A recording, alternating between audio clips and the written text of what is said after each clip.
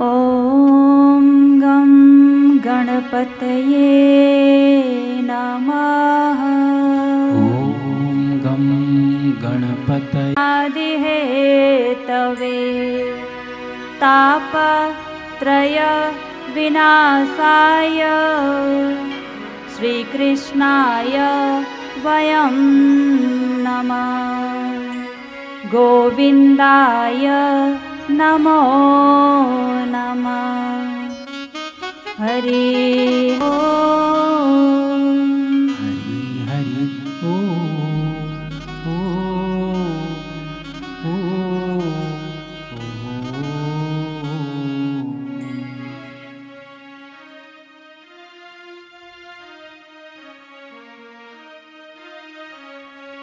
ॐ नमः शिवाय। हर हर ॐ नमः ॐ नमः शिवाय। ॐ नमः शिवाय। ॐ नमः शिवाय। हर हर ॐ नमः शिवाय। हे त्र्यंबकेश्वर नमः शिवाय। हे विश्वेश्वर नमः शिवाय। हे त्र्यंबकेश्वर नमः शिवाय।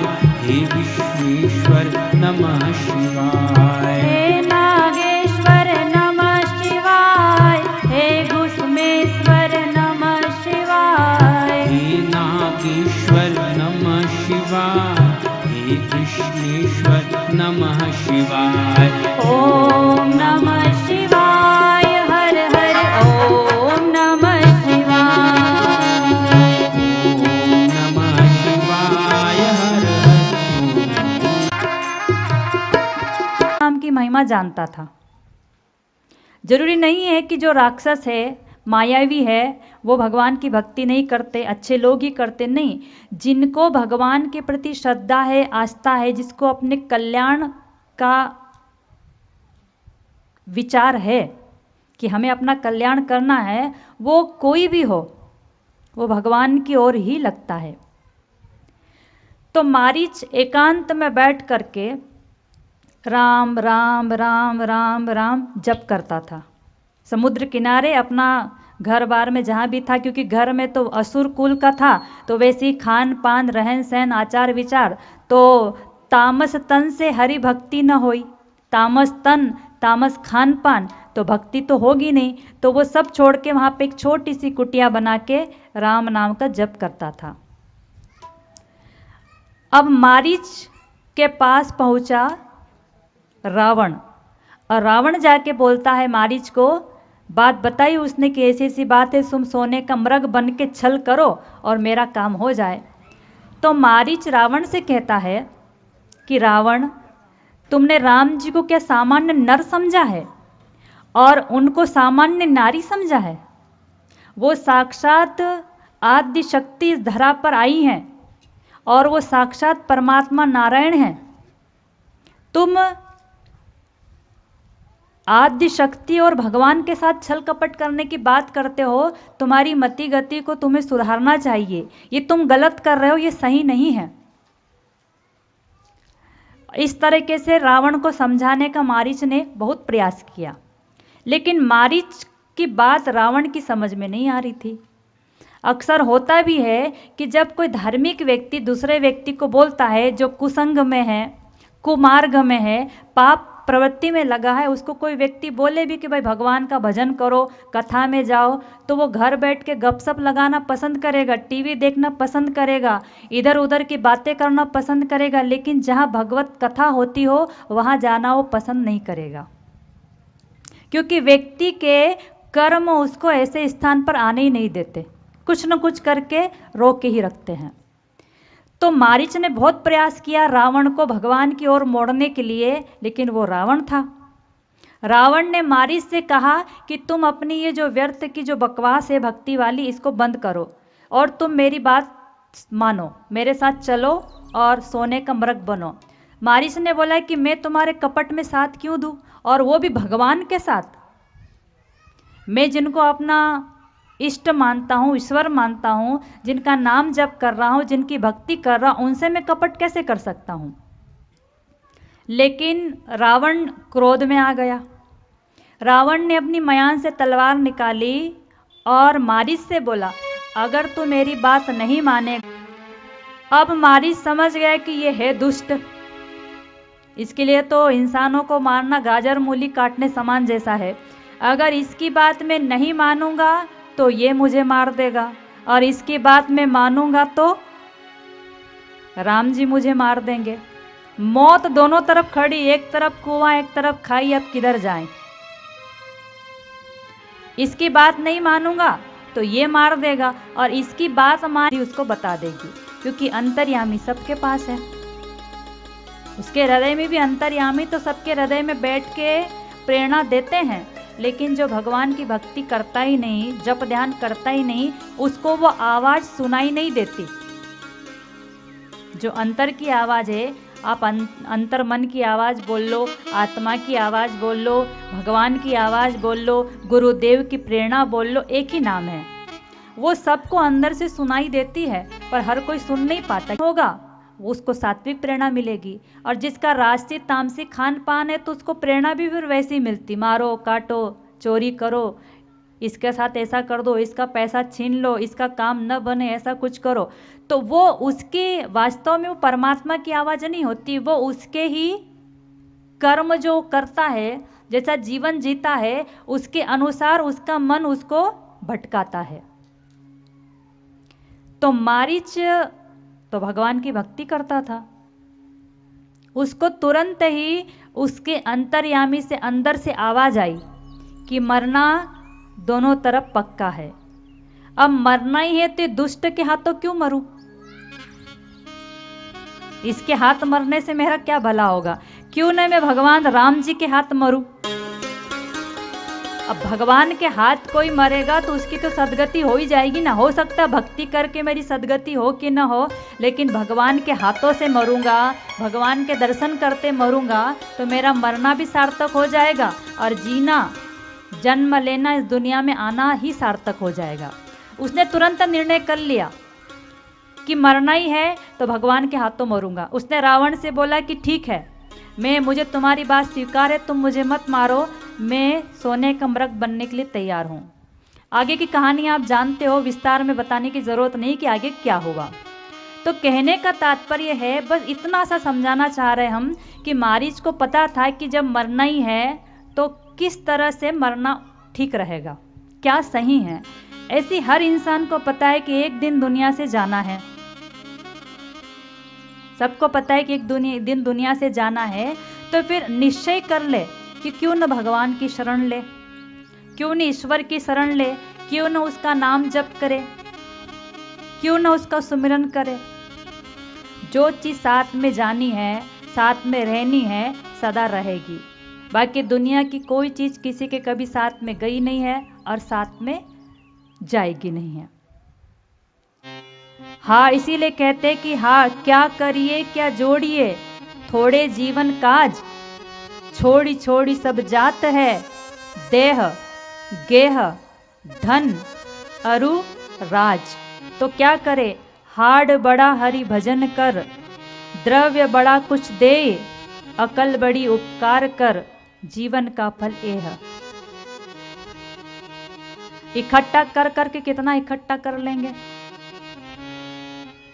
सिकंदर के पास इतना खजाना था, रावण के पास इतना सोने की लंका थी, और भी कई ऐसे कारून बादशाह जिसने कब्र से भी चांदी के सिक्के, पहले चांदी के सिक्के चलते थे, कोई मरता था तो उसके मुंह में चांदी का सिक्का रखते थे, उसने कब्रें खुदवा के चांदी के सिक्के निकलवा लिया, इतना उसने पैसा इकट्ठा किया। लेकिन आए खाली हाथ और जाना खाली हाथ है। तो समझदारी इसी में है, जो वक्त है, समय है, वो गुजरता चला जाता है, तो इस समय का हम सदुपयोग कर ले। इतना 24 घंटे हमारे पास है, कम से कम आधा घंटा जिसमें हमारी श्रद्धा है, जिसमें हमारी आस्था है, जिसको हम मानते हैं, उसका नाम जप करें, उसका अभ्यास करें। अभ्यास करते करते करते करते जड़मती व्यक्ति भी विद्वान बन जाया करता है। पहले जमाने में, आजकल तो नल है, बोरिंग है, बटन चालू करो, मोटर से पानी भर जाएगा, नल में पानी आ जाएगा। लेकिन पहले पनघट पर माताएं बहनें जाती थी, बाल्टी, उसमें पे रस्सा, और उस रस्से से कुएं पर पे पानी खींच करके लाया करती थी। तो इतना कठोर पत्थर पर भी रस्सी के निशान बन जाया करते थे, जबकि रस्सी कितनी कोमल है, पत्थर कितना कठोर है, लेकिन बार बार रस्सी बार बार उसी जगह से पानी में जाती है, बाल्टी भर के लाती है, फिर पानी में रस्सी जाती है, फिर आती है। तो एक ही जगह जगह पर बार बार रस्सी का घर्षण होने से पत्थर में निशान पड़ जाता है। तो जब एक जड़ पत्थर पर निशान पड़ जाता है, तो हम तो चेतन हैं, मनुष्य हैं, और भगवान को अन्य योनियों में सबसे अधिक योनि है, पसंद है मनुष्य योनि, जिसके लिए श्रीमद् भागवत में लिखा है, दुर्लभो मानुषो देहो देहिनाम क्षणभंगुरः तत्रापि दुर्लभम मन्ये वैकुंठ प्रियदर्शनम। मनुष्य शरीर मिलना दुर्लभ है, और मनुष्य शरीर में भी परमात्मा के लिए भक्ति होना और भी दुर्लभ है। मनुष्य शरीर मिलना दुर्लभ है, और उसके बाद भी भगवान में उसको प्रीति हो जाए, बहुत बड़ी बात है। जैसे उदाहरण के लिए, एक अंधे व्यक्ति ने कोई गुनाह किया। अब राजा ने सोचा कि अंधे को क्या सजा देना, तो एक बड़ा सा उनके नगर के बाहर में एक बहुत बड़ा ऊंची ऊंची दीवारों का कोट बना हुआ था, जिसमें कम से कम 84 दरवाजे थे, और पूरा बहुत बड़ी दीवार थी, कम से कम ऊंची, बहुत 20-25 फीट ऊंची दीवार है। तो राजा ने बोला कि एक काम करो, अपना जो वो कोट बना हुआ है उसमें जाके ये अंधे व्यक्ति को छोड़ दो, बीच में घुमा के। अब अगर ये उस जो दरवाजे हैं उसमें से ये बाहर निकल गया तो इसकी सजा माफ, वरना फिर वहां पे इसको खाने पीने की कोई व्यवस्था नहीं दी जाएगी, तो अपने आप वहीं ये मर जाएगा। अब उसको बहुत बड़ा कई एकड़ जमीन में बनी हुई थी वो दीवार, उसको वहां ले जाके छोड़ दिया, जिसने अंधा भी था और कुछ गलती की थी, और उसको बता दिया कि तू, ये दरवाजे सब हैं, सारे दरवाजे तो बंद है, लेकिन एक दरवाजा बाहर से खुला है, अगर तू उसको ढूंढ पाया और उसका सही जगह पहुंच गया तो तू इस कोर्ट से बाहर निकल जाएगा, बाकी ना कोई तेरी मदद करेगा। अब तेरे ऊपर है, या तो तू यहीं बंधन में रह के मर जा या खुद मुक्त हो जा। अब होता क्या है कि जब उसने सोचा, चोर अंधे व्यक्ति ने, कि मैं एक काम करता हूँ, दीवार से हाथ ऐसे अपने टिका टिका के चलता हूँ और हर एक दरवाजों को धक्का देता रहूँगा, तो जो दरवाज़ा खुला होगा वो खुल जाएगा और मैं बाहर निकल जाऊँ, क्योंकि मैं देख तो नहीं सकता, पता नहीं चलेगा कि कहाँ दरवाज़ा है, पर दीवार के सहारे सहारे में हर दरवाजे के पास जाके बाहर निकल सकता हूँ। और वो ऐसे ही करता है, हर दरवाजों के पास में जाता रहता है और वहीं एक एक दरवाजे के पास जाता है, लेकिन जैसे ही उस दरवाजे के पास पहुंचने को होता था, जहाँ से उसको दरवाज़ा खुला था और वो मुक्त हो सकता था, निकल सकता था, उसको खुजली की बीमारी थी, और वो उसको इतनी खुजली आती थी कि वो दरवाज़ा छोड़ के अपने आप को खुजलाने लगता, और खुजलाने में वो दरवाज़ा या तो छूट जाता या वापस वो आगे निकल जाता और फिर वहीं घूमता रहता। फिर वहाँ पहुँचने को होता, फिर उसको खुजली चालू होती, फिर वो दीवार से इधर उधर आगे निकल जाता, दरवाज़ा को खोलना छूट जाता, और इसी में उसका वहीं पूरा हो गया जीवन। तो ऐसी मनुष्य योनि भी 84 लाख योनियों में एक द्वार है, जो भगवान ने व्यक्ति को अवसर दिया है कि चाहे तू मुक्त हो जा, या फिर वापस 84 बंधनों में चला जा।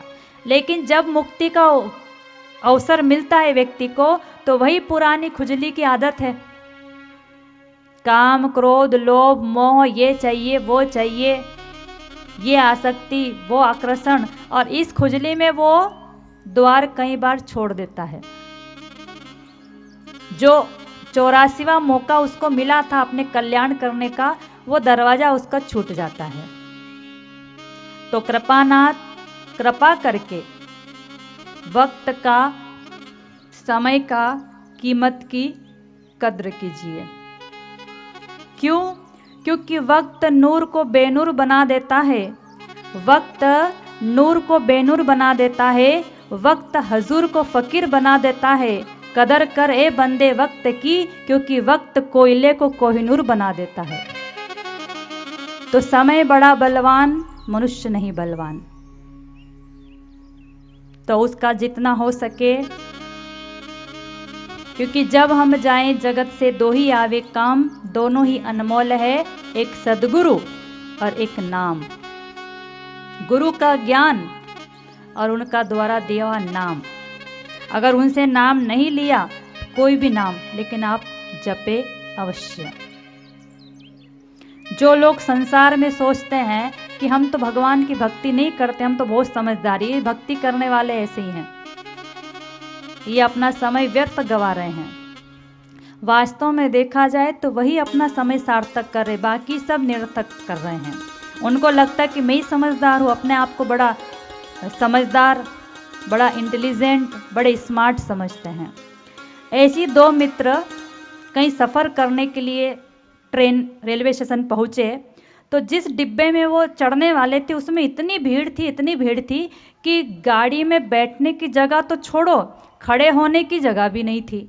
तो एक ने बोला कि अपना सफ़र तो बहुत लंबा है, कल सुबह अपन पहुँचेंगे, और अगर अपन इसमें तो बैठ भी नहीं पाएंगे ऐसे में, और वो आखिरी डब्बा था, जनरल डब्बा। तो उस दूसरे मित्र ने बोला तू चिंता मत कर, देख मैं कितना स्मार्ट हूँ। बोले क्या करेगा? अरे तू देखता जा। बोले देख अभी मैं जगह क्या, पूरा डिब्बा ही खाली करवा दूंगा। बोले अच्छा ऐसे कैसे? बोले तेरी कोई ऊपरी पहुंच है या रेलवे में कोई सेटिंग है? अरे ऐसा कुछ भी नहीं, बस तू देखते जाए मेरा दिमाग का चमत्कार। बोला ठीक है।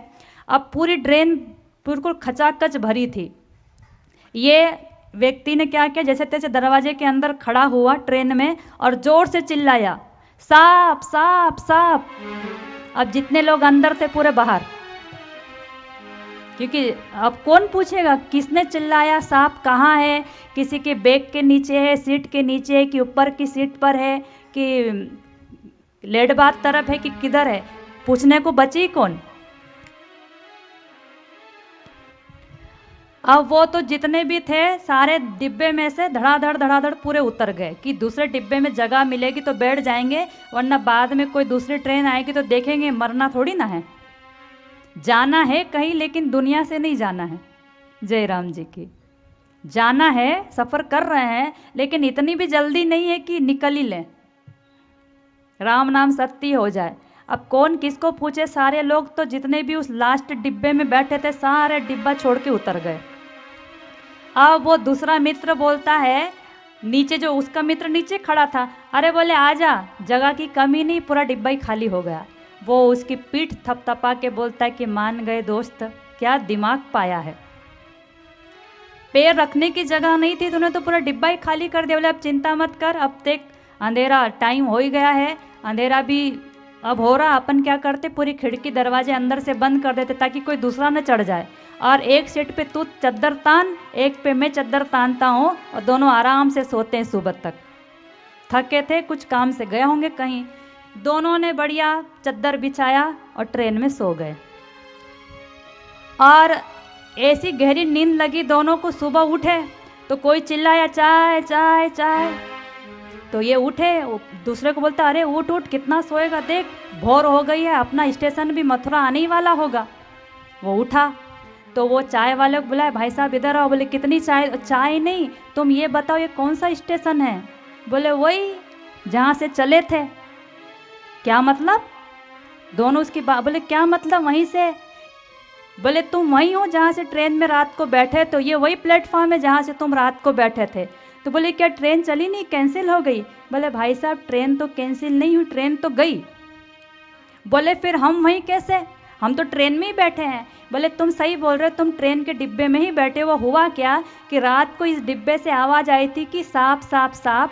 तो रेलवे कर्मचारी सुरक्षा कर्मियों ने सोचा, पुलिस वालों ने, कि इस डब्बे में सांप है, किसी को व्यर्थ में काट लेगा, सवारी भी कोई है नहीं, तो बेकार में अपना रेलवे का नाम खराब होगा, लेने का देना पड़ जाएगा। इससे तो एक काम उन्होंने सोचा कि एक काम करते, डिब्बे को, उन्होंने डिब्बे को, ये आखिरी डब्बा था, डिब्बे को यहीं छोड़ दिया, काट दिया, और ट्रेन तो गई, अब तुम सोते रहो।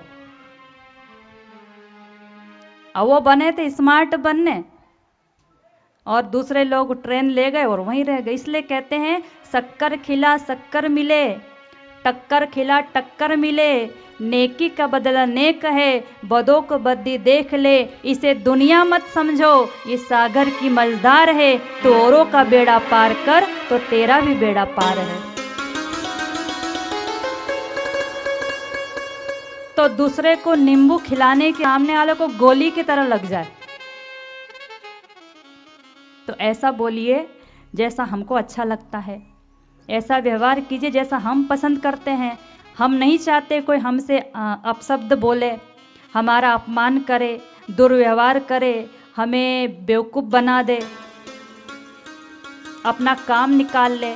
तो हमें भी चाहिए कि हम भी दूसरों के साथ ऐसा व्यवहार न करें, क्योंकि जिनके साथ हम रहते हैं व्यवहार में, वो भी तो एक इंसान है, कोई रोबोट नहीं है, मशीन नहीं है। और हमारे गुरुदेव जी तो कहते हैं, क्या कहते हैं हमारे बापूजी, तुझ में राम मुझ में राम सब में राम समाया है, कर लो स्नेह जगत में कोई नहीं पराया है, एक ही माँ के बच्चे हम सब, एक ही पिता हमारा है, फिर भी ना जाने किस मूर्ख ने लड़ना हमें सिखाया है।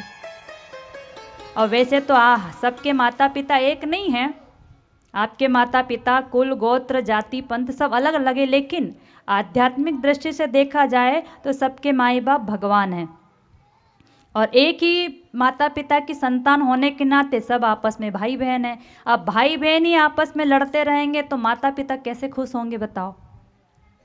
तो स्नेहवत व्यवहार करे, प्रेमवत व्यवहार करे अपने जीवन में। ऐसा कार्य न करे कि हमारे कार्य से दूसरों का किसी का हृदय दुखे, किसी के हृदय को ठेस पहुंचे, हमारे कारण किसी को कोई परेशानी हो जाए।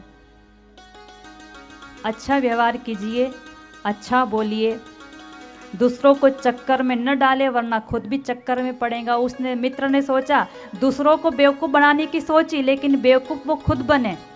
जितने ट्रेन से उतरे होंगे वो तो एक दिन लेट हो गए होंगे, या नहीं गए होंगे, या बस से या जैसे किसी साधन से अपने घर पहुंच ही गए होंगे कैसे भी, लेकिन ये तो पहुंचे ही नहीं, जहाँ के तहाँ ही रह गए ना। उस समय इनको लगा कि हम बहुत बड़े बुद्धिमान हैं, हमने सबको बेवकूफ़ बना दिया, लेकिन कोई किसी को बेवकूफ़ नहीं बनाया, पहले वो खुद ही बेवकूफ़ बने। जय राम जी की बोलिए। नारायण हरि नारायण हरि बोलो। ऐसे नहीं, खाना नहीं खाया क्या? सोमवार का उपवास है? नहीं? फिर कोई दिक्कत, भगवान से कोई परेशानी, लड़ाई झगड़ा भगवान से नहीं ना? जिसका लड़ाई कभी कभी ऐसा होता ना, छोटे बच्चे जिससे झगड़ा हो जाते उसका नाम भी नहीं लेते, उससे बात भी नहीं करते, है ना? तो ऐसी कोई भगवान से झगड़ा तो नहीं चल रहा ना? ठीक है, तो फिर बुलंद आवाज से बोलिए, रामचंद्र भगवान की, कृष्ण कन्हैया लाल। तो सुबह का भोजन 9 से 1 बजे के बीच हो जाना चाहिए, और शाम का भोजन 5 से 7 के बीच। खूब से खूब और थोड़ी देर हुई तो और ज़्यादा, लेकिन जब सूर्यास्त होता है उसके बाद हमारी जीवनी शक्ति काम करना बंद कर देती है। अब कोई भी मशीन पूरा 12 घंटा तो नहीं चलेगी ना। आपके घर में कूलर हो, टीवी हो, पंखा हो, आप 12 ही घंटे चलाते रहो तो बेचारी के हाथ में रखी और बोला कि इसको खा ले, तेरा पेट ठीक हो जाएगा। अब वो हाथ में गोलियां लेके देखता और 2 गुजा खा लेता। बोले में वैद्य ने बोला तू जा, तेरा कुछ नहीं हो सकता। तो भगवान श्री कृष्ण कहते हैं कि खाने पीने का एक ये भी एक ज्ञान है। कब खाएं, कितना खाएं, इसकी समझ होना बहुत जरूरी। कब व्रत करे, कब न करे। व्रत करे तो इतना व्रत कर रहे हैं कि चक्कर आके गिर पड़ रहे हैं। और अच्छा, ऊपर से बहनें क्या बोलती कि आज तो हमारा उपवास है, तो फिर क्या खाओगी? नहीं, कुछ नहीं खाएंगे।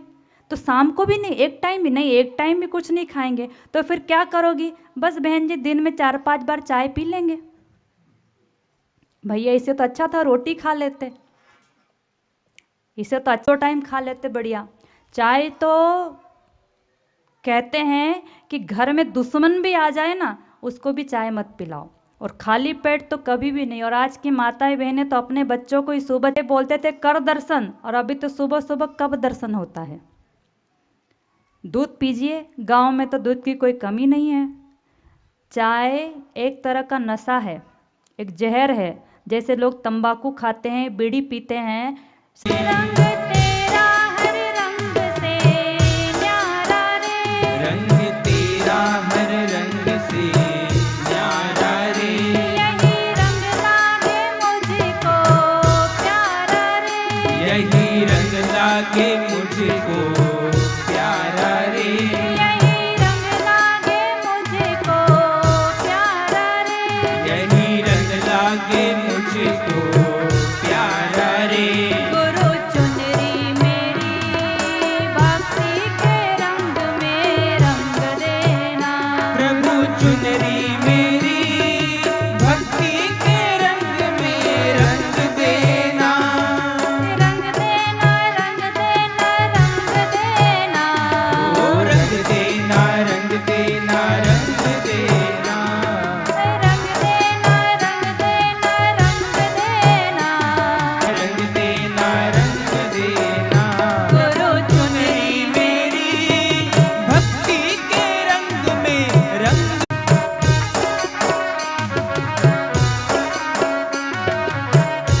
सच्चा रे, तेरा रंग लागे मुझको सच्चा रे, तेरा रंग लागे मुझको सच्चा रे।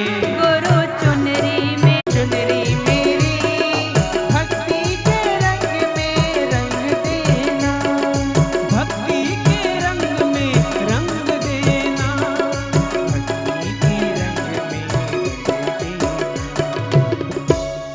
सद्गुरु देव भगवान की जय। जय बोलने में इतनी कंजूसी।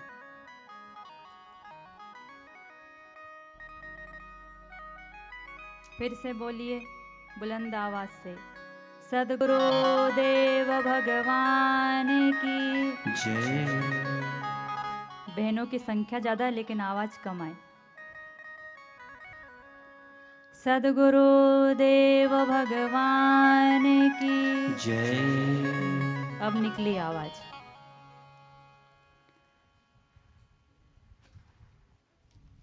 तो भगवान एक तो आहार विहार, और दूसरा न अधिक जागने न अधिक सोना। ये चीजें जिसके जीवन में हो, व्यक्ति दुख के सिर पे पैर रख के आगे बढ़ जाता है। वो कभी कर्मों में लेपायमान नहीं होता, वो संसार में कभी पचता नहीं है, वो पक जाता है, परिपक्व होता है। जैसे कुम्हार का मटका कैसे आग्नि में तपता है, ऐसी वो ऐसे पक जाता है कि फिर वो वाले को भगवान कहते न अधिक सोने वाले को न अधिक जागने वाले को, यथा योग्य। ऐसा भी नहीं कि खूब बीमार व्यक्ति और बच्चा बूढ़ा वो 8 घंटे सो सकते, बाकी तो 6 घंटे बहुत हो गया। बीमार हैं, बुजुर्ग हैं, बूढ़े व्यक्ति हैं, छोटा बच्चा वो तो पूरे टाइम सोता ही रहता, वैसे भी बहुत छोटे बच्चे। बुजुर्ग व्यक्ति के भी अपना शरीर अपना स्वास्थ्य साथ नहीं देता, इसलिए वो भी सोए रहते हैं। इसकी अपेक्षा और व्यक्ति सोते हैं तो अगर वो स्वस्थ है तो बीमार हो जाएगा। 6 घंटा सुबह शाम के समय में, रात को जल्दी सोना चाहिए और सुबह जल्दी उठना चाहिए। ये भी हमारे शास्त्रों की बताई हुई युक्तियां हैं। 5 बजे उठ जाओ, ठंडी के दिन है तो 6 बजे तो उठ ही जाओ, की बड़ी महिमा है। गया तीर्थ में, काशी क्षेत्र में पिंडदान करने से, और मघा कई ऐसे नक्षत्र होते जिसमें गंगा स्नान करने का, कई तिथियों में गोदान करने का जितना फल मिलता है, वही फल माघ मास में सुबह जल्दी उठ के सिर पर नहाने से मिल जाता है। जो आप छोटे बच्चे हैं उनको भी आप प्रयास तक अगर आप सोते हो तो 2 घंटे की नींद आपको 4 घंटे की एनर्जी शक्ति देती है। लेकिन आप 12 बजे के बाद सुबह 6 बजे तक 8 बजे तक भी सोते रहो तो आपको 2 घंटे की भी एनर्जी नहीं मिलेगी। 10 से 12 की नींद 4-5 घंटे की नींद के बराबर होती। 12 बजे की बाद की जितनी भी नींद होती है उसके बाद का आप कितना भी पड़े रहो वो आलस्य देगा, प्रमाद देगा, बीमारी देगा और कुछ नहीं देगा। इसलिए आज लोग इतने बीमार क्यों हैं? इन्हीं के क्यों हैं? क्योंकि भगवान का नाम का लाभ नहीं लेते हैं तो फिर इधर नुकसान होना ही है। एक क्लिनिक में कुछ भी फायदा ना हो तो पैसे वापस, कुछ भी लाभ ना हो तो। एक व्यक्ति आया, बोला लाओ मेरे पैसे। बोले क्यों, किस चीज़ के? क्लिनिक वाले ने पूछा, मेडिकल वाले ने, कि किस बात के पैसे? अरे इतना बड़ा बोर्ड लगा के रखा है तुमने दुकान के सामने कि हमारी दुकान से दवाई ले जाओ, कोई भी फायदा ना हो तो पैसे, कोई भी लाभ ना हो तो पैसे वापस। तो मैं आपकी दुकान से दवाई ले गया, मुझे कोई भी लाभ नहीं हुआ।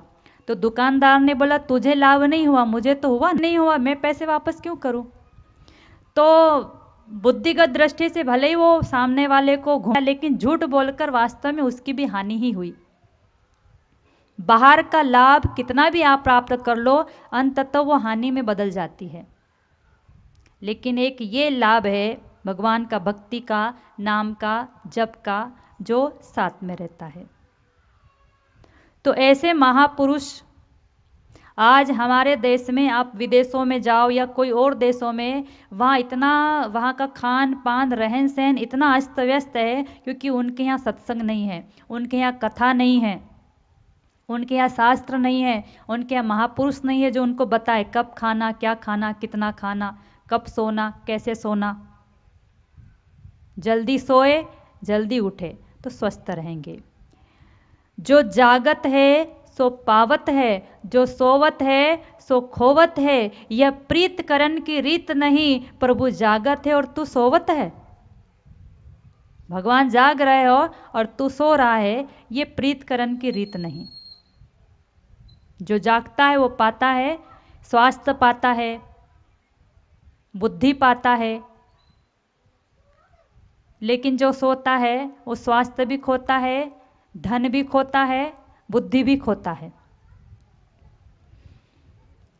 तो घरों में स्नान के पश्चात ही माताएं बहनें रसोई घर में जाए, भोजन बनाए, बाकी के बाहर के जो भी काम है आप भले पहले कर लो दूसरे, लेकिन खाना, क्योंकि भोजन भगवान को भोग लगता है, भगवान को भोग लगाकर ही फिर भोजन करना चाहिए। और बिना स्नान किए भोजन कैसे बनेगा, और वो भोजन भगवान को कैसे भोग लगेगा? और भोग लगाए बिना भोजन जो करेंगे, बनाएंगे, खिलाएंगे, उन लोगों की बुद्धि फिर तामसी बुद्धि होती है, राजसी बुद्धि होती है, वो सात्विक बुद्धि नहीं हो सकती। उस घर में सुख शांति, उस दिल में सुख शांति नहीं हो सकती। भगवान का नाम जप करते हुए भोजन बनाइए। पिक्चर के गाने चल रहे, दिल के टुकड़े हजार, कोई यहाँ गिरा कोई वहाँ गिरा, तो खाने वालों के दिमाग के टुकड़े कितने हो जाएंगे? भगवान का नाम लेते हुए कोई मोबाइल में कोई कीर्तन लगा दिया, किसी कोई सत्संग लगा दिया, और या कोई पाठ आपको याद है उसका जप करते हुए आप भोजन कीजिए और भोजन बनाइए, तो भक्ति भी हो, एक तो काम भी हो जाएगा, मुख से राम, जो हमने बताया था ना कि मुख हाथ काम मुख राम, हृदय साची प्रीत, दरियाग्रस्त साधकी यही उत्तम रीत। हाथ में काम, ध्यान चला, 25 दिसंबर तुलसी पूजन दिवस मनाओ, 14 फरवरी मातृ पूजन दिवस मनाओ। तो देश के कोने कोने में तुलसी पूजन दिवस हर जगह, स्कूलों में, कॉलेजों में, समिति के लोग, साधकों ने सब जगह पर मनाया। और वैसे ही तुलसी का सेवन बड़ा लाभप्रद है। एक युवक, उसने सोचा कि लोग तुलसी माँ की पूजा करते हैं तो तुलसी माँ हमें क्या देती है, हमें उसकी माँ रोज तुलसी माँ की पूजा करती थी। बाद में वो एक महान संत बने। उनको लगा कि मेरी माँ रोज तुलसी माँ को जल चढ़ाती है, पूजा करती। माँ ने पूछा कि माँ को पूछा, माँ तू ये रोज क्यों करती है? बोली हमारी माँ है। तो लड़के के मन में हुआ कि अरे ये कौन सी माँ है, इसकी पूजा करने से क्या फायदा होगा। ऐसा करके उसने क्या किया कि एक दिन तुलसी माँ का खूब अपमान किया, खूब अपशब्द बोले, क्योंकि आंगन में पहले के ज़माने में लोग घर के आंगन में ही बड़ा सा क्यारा बना के उसमें तुलसी माँ लगाते थे। तो वो लड़का छोटा था, उसको एक दिन हुआ कि क्या तुलसी माँ की माँ रोज पूजा करती, बोलती है माता है, उसने एक बरकत होती है। आप अपने घरों में, अभी तो ठंडी के दिन है, तुलसी का रोपा कहीं भी मिल जाएगा, पौधा मिल जाएगा। आप अपने घर में जगह नहीं हो तो गमले में लगा दे, किसी पन्नी में लगा दे, पुरानी टूटी बाल्टी में लगा दे, लेकिन घर में तुलसी।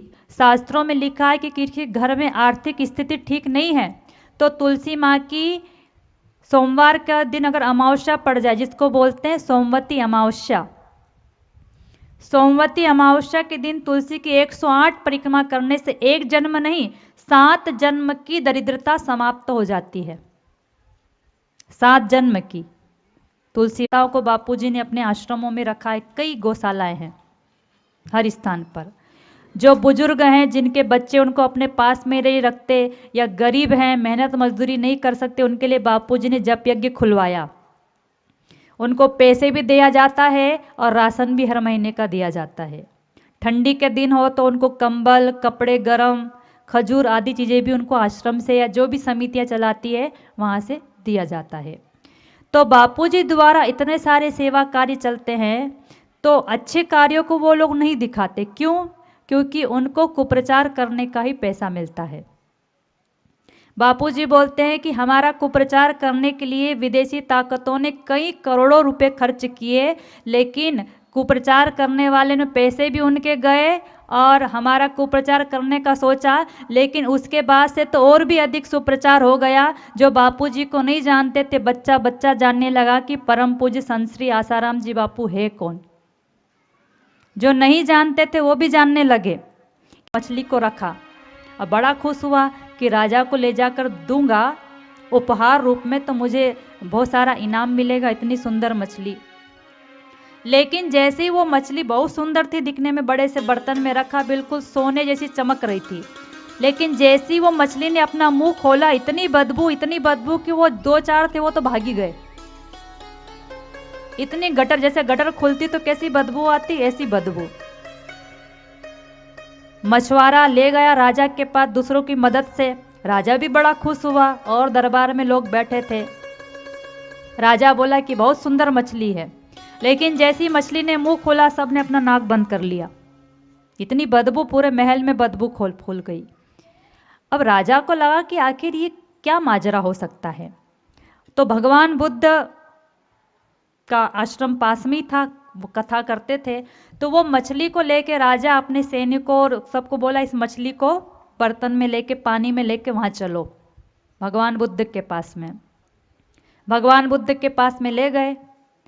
तो भगवान बुद्ध उस समय में सत्संग प्रवचन कर रहे थे। प्रवचन पूरा हुआ, राजा ने प्रणाम किया और भगवान बुद्ध ने पूछा कि कैसे आना हुआ। उसने बताया कि मछुआरे ने मछली पकड़ी है, बहुत सुंदर है, सोने की तरह इसकी काया है, शरीर है, और पर लेकिन जैसे ये मुंह खोलती है ऐसी बदबू आती, ऐसी बदबू आती, तो ये क्या हो सकता है। भगवान बुद्ध ने मछली की ओर देखा और आंख बंद करके ध्यान में बैठ गए, और थोड़ी देर के बाद अपनी आंख खोली और भगवान बुद्ध ने कहा कि ये जो मछली है ना, इससे पहले जन्म में मनुष्य थी और संत की निंदा बहुत करती थी, निंदा करती थी। उसी निंदा का पाप भी था, कुछ दान पुण्य सत्कर्म भी करता था। तो उसी दान पुण्य के सत्कर्म से शरीर तो उसको सोने की तरह सुंदर मिला, लेकिन मुंह से संतों की निंदा करती थी। तो अभी भी उसका ऐसी है कि जब भी मुंह खोले तो बदबू ही बदबू। जो संतों की निंदा करता है वो उसके मुंह से और क्या हो सकता है। तो इसी कारण बोले इसके मुंह से गटर की बदबू आती, क्योंकि संतों की निंदा करता था।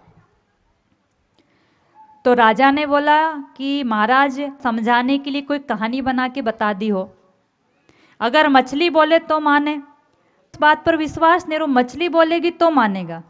चलो ठीक है, और लोगों को भी समझ में आ जाए ये बात कि संत की निंदा का परिणाम क्या हो सकता है। तो भगवान बुद्ध ने उस मछली के पास गए, उस मछली से बोला, ये सब प्रमाण चाहते कि मैंने जो बात बोली वो सच है या गलत है, तुम बताओ। तुम पिछले जन्म में मनुष्य थी और संतों की निंदा करी, इसके कारण तुम मछली, तो बस कुछ पुण्य था तो काया सोने की मिली, लेकिन मुंह से वह गटर की बदबू, क्योंकि संतों की निंदा की थी। क्या मेरी ये बात सत्य है? भगवान बुद्ध ने बोला। तो मछली ने अपना मुंह पानी से ऊपर किया और जैसे अपन हाँ में सिर हिलाते ना, ऐसे उसने सिर हिला के हाँ बोला। अब मछली बोल तो नहीं सकती ना, उसने अपना मुंह, और उसकी आंखों से टप टप आंसू गिरने लगे मछली के। मानो संत को देख के वो प्रायश्चित कर रही थी कि मैंने जो पाप किया उसका मुझे क्षमा करे। और उस टब में से मछली ने छलांग लगाई और संत के चरणों में गिरी और प्राण त्याग दिए। और उसके अंदर से एक दिव्य ज्योति निकली और वो भगवान के धाम को गई। तो भगवान बुद्ध ने पहले कहा कि इसने अपनी गलती का पश्चाताप किया कि मैंने संतों की निंदा करके बहुत बड़ी गलती करी, अब आप ब्रह्मज्ञानी संत हो मेरे के। उसने माफी मांग के अपने आगे की यात्रा पूरी करी। तो कहने का तात्पर्य है कि कबीरा निंदक ना मिलो, पापी मिलो हजार, एक निंदक के माथे पर लाख पापिन को भार। संतों की निंदा न करे न सुने। भगवान शिव जी शिव गीता में न सुनो न करो। जो संत की निंदा करता है उसको जो पाप लगता है उस पाप का प्रायश्चित गंगा स्नान से ही हो सकता है।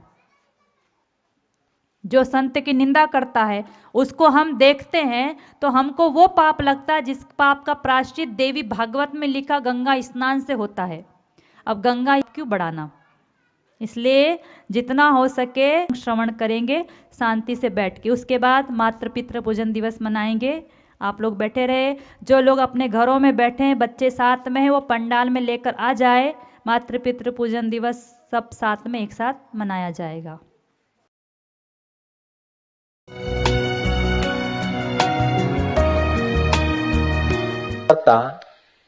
जयदेव जी अपने घर से निकलकर, श्रद्धालु थे, संयत इंद्रिय थे, और संयत इंद्रिय से जो रस आता है, इंद्रिय का संयम करने वाले व्यक्ति के गीत में, भजन में जो रस आता है, आप जब अंदर से रसीले होते हैं तब आपकी आवाज से लोगों को रस आता है, शब्दों से रस नहीं आता है।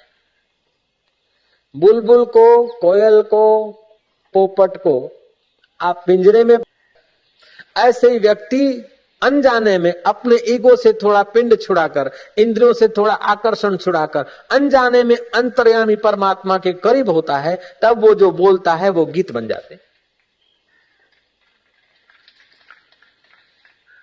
ऐसे थे गोविंद गीत के कर्ता जयदेव जी। यात्रा किसी गांव में ठहरना हुआ और रात्रि को हुई हरि चर्चा, और गोविंद गीत के कर्ता का गीत सुनकर लोग मंत्रमुग्ध हो गए। लोगों के तरफ से, राज्य के तरफ से उनका खूब सत्कार हुआ। पहले के जमाने में चेक वेक नहीं थे, मोहरे देते थे सोने की। હવે કહેવત છે જ્યાં ગામ હોય ત્યાં પેલું હોય, હો શ્રી રામ, જ્યાં ગામ હોય ત્યાં દરેક પ્રકારની વ્યક્તિઓ હોય। तो कीर्तन में, सत्संग में कुछ व्यक्ति बैठे थे और देखा कि उनके पास इतनी भेंट आई है। वो व्यक्ति भक्त तो नहीं थे, लेकिन भक्तों की भीड़ में जैसे खिसा खातरू बैठ जाते ना, तो ऐसे कुछ बैठे थे तत्व। तत्व तो आप समझ गए ना, असामाजिक तत्व, ढांकीन कही दीदू बदू। उन्होंने देखा कि यात्रा पे जा रहे हैं, उनको इतनी अशर्फियां मिली है।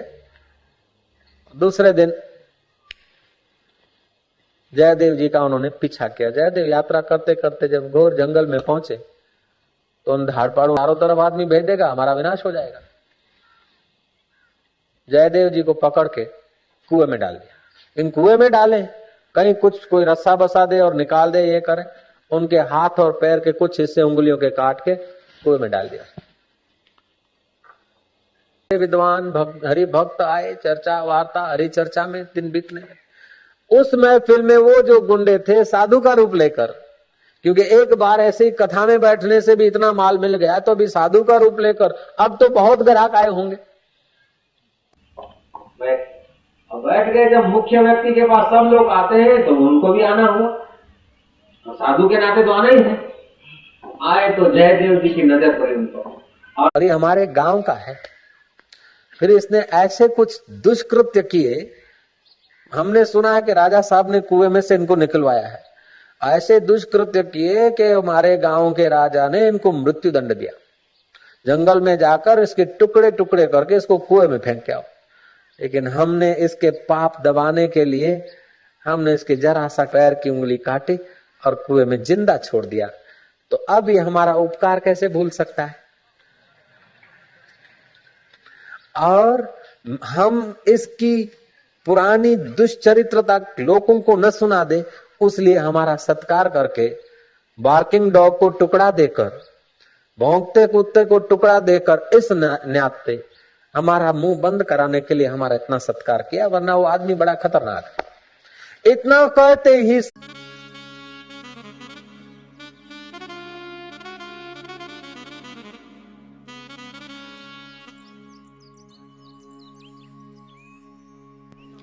जो पंडाल के बाहर अपने घरों में हैं, कृपया पंडाल में अपने बच्चों को या अपने माता पिता को लेकर के पहुंच जाएं। थोड़ी देर में मातृ पितृ पूजन दिवस मनाया।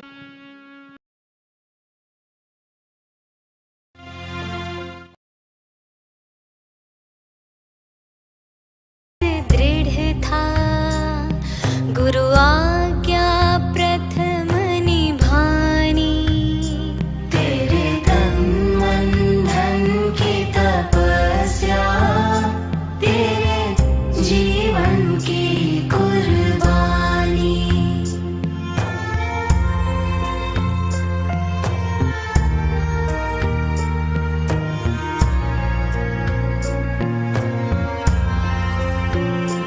गुरुदेव के प्रेम की खातिर हर दिन सहते थे तितीक्षा, हर पल थी लक्ष्य को पाना, ये बात थी मन में ठानी। तेरे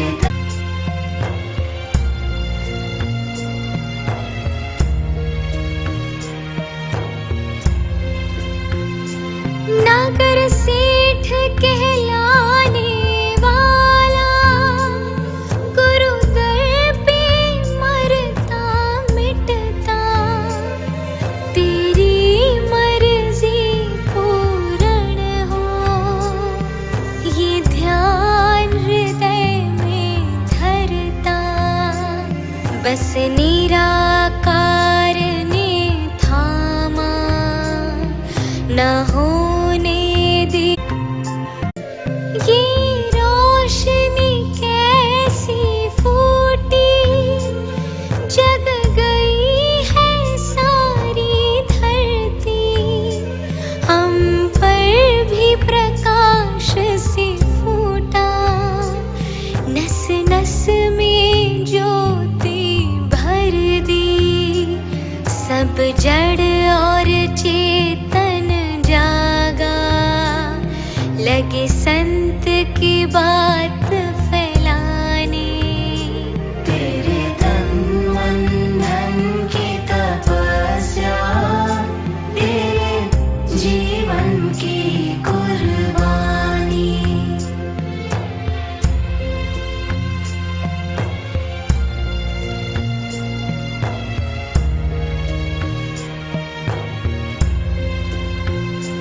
गुरु सत्य का तन मन हृदय में समाया, हर नस नस में पहुंचा वो, हर रूह को ओम जपाया।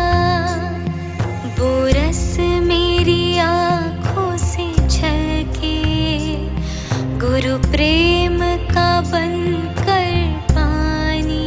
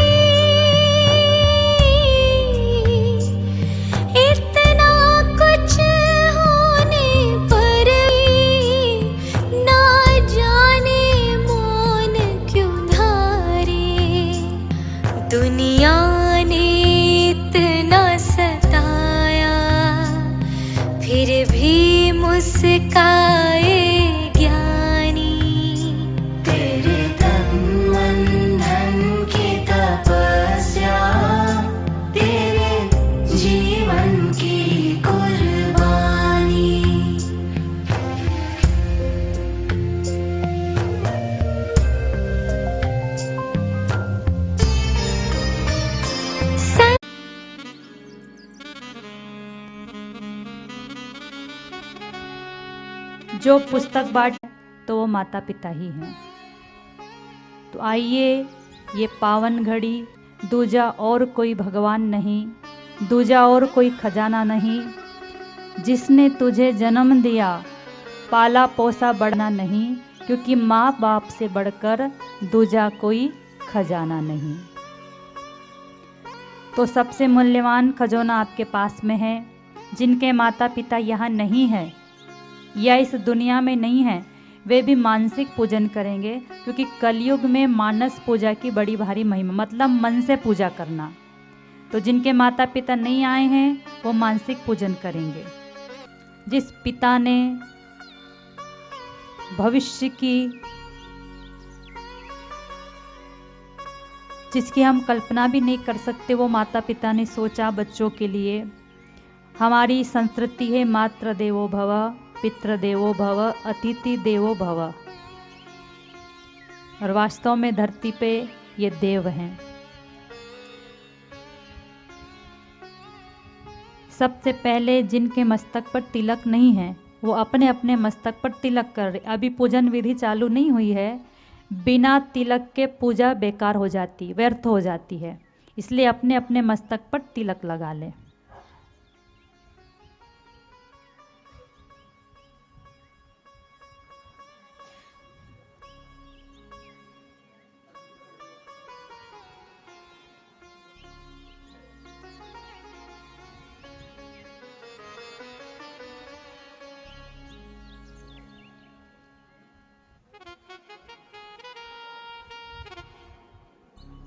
मन से, एकाग्र मन से, प्रसन्न मन से बच्चे भी माता पिता का पूजन करेंगे और माता पिता अपने बच्चों का पूजन स्वीकार करेंगे। शंख ध्वनि के साथ पूजन प्रारंभ होता है। जो कहीं बाहर है, जो अभी भी आना चाहते हैं, वे भी आकर के पांडाल में पीछे बैठ जाएंगे।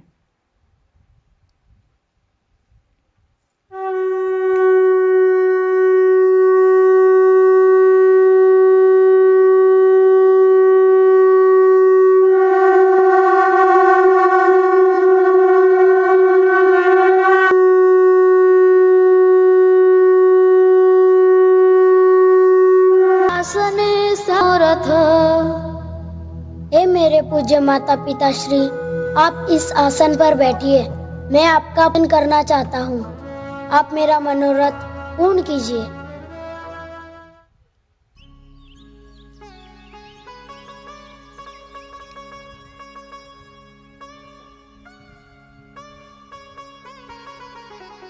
आपकी पूजा की थाली में चंदन, कुमकुम या तिलक के लिए जो भी रखा है, उससे बड़े प्रेम से, बड़े भाव से माता।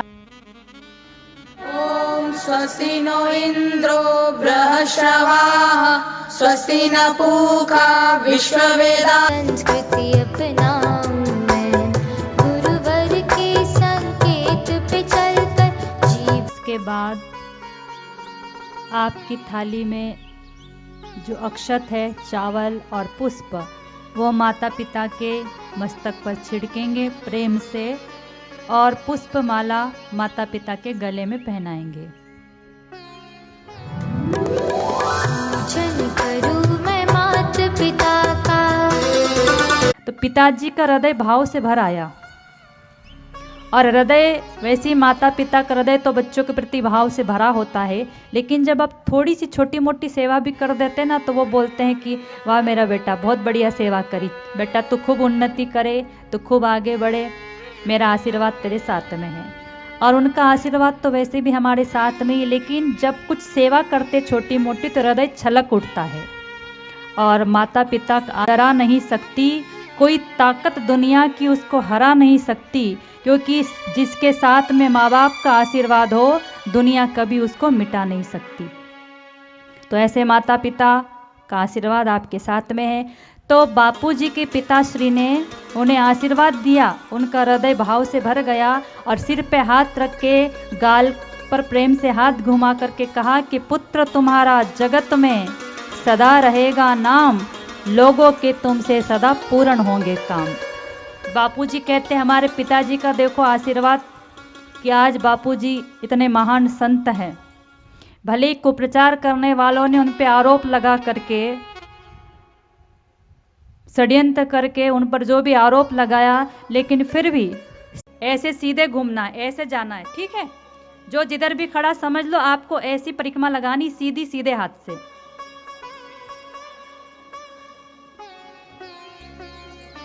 ऐसे देख लो एक बार, आप इधर मुंह कर लो सीधा, पहले व्यासपीठ पर मुंह कर खड़े हो जाओ, इधर मुंह करो पूरे बच्चे। अब आपको ऐसे घूमना है, अगर वो जो ऐसा राउंड आपको लगाना इधर से, ठीक है। आराम से लगाना है, धीरे धीरे, प्रेम से, शांति से। चलिए लगाइए।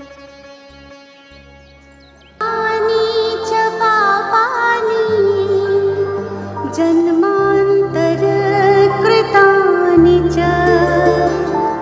तानि सर्वाणि नश्यन्तु प्रदक्षिणः पदे पदे।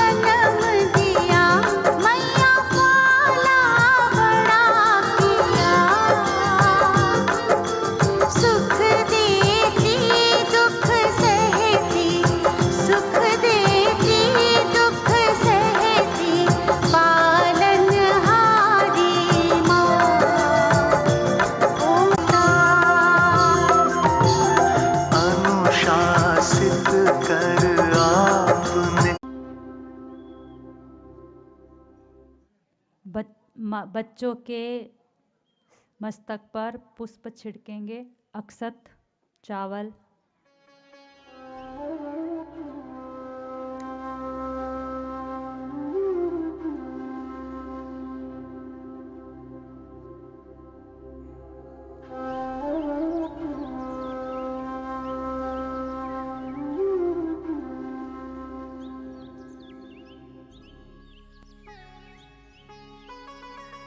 माता पिता अपना आशीर्वाद, जो आपके गले में माला है, पुष्प माला, उसको आशीर्वाद रूप में अपने बच्चों को पहनाएंगे।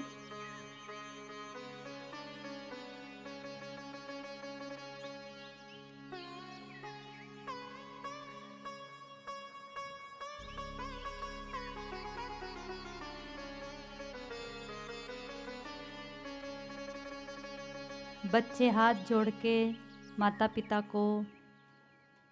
की ओर ध्यान से थोड़ी देर माता पिता के उन करुणामय पलों को याद करें और माता पिता भी बच्चों को प्रेम से निहारें। वो माँ जिसकी होठों पे कभी बद्दुआ नहीं होती, वो माँ जो कभी अपने बच्चों से खफा नहीं होती, कभी नाराज नहीं होती माँ। वो माँ जब आप छोटे थे और माँ के पेट में थे तो कई कष्ट वो माँ उठाती है अपने बच्चों के लिए। कई रात्रियां वो माँ जागती है। आप हम तो 1-2 दिन भी जाग जाएं तो पूरी दुनिया को बताते फिरते हैं कि हमने जागा, हमने जागा। आज माँ की तबीयत खराब थी, पिता की ऐसी तबीयत थी, तो हमने पूरी रात वो अपनी आंखों की लाली को भी छुपा लेती है, अपनी थकावट को भी बच्चे की मुस्कान देख करके भुला देती है। एक बच्चे की मधुर मुस्कान पर वो बलिहारी जाती है। जरा सा बच्चा बीमार होता है तो माँ डॉक्टर पास जाती है, फिर भी उसका दिल नहीं मानता, उसकी नज़र उतारती है, उसकी आरती उतारती है।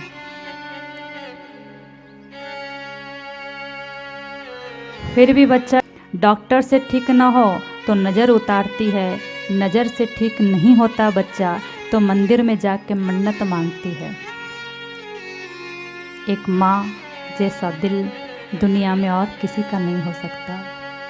इसीलिए कहते हैं माँ तो माँ होती है, पिता पिता होता है।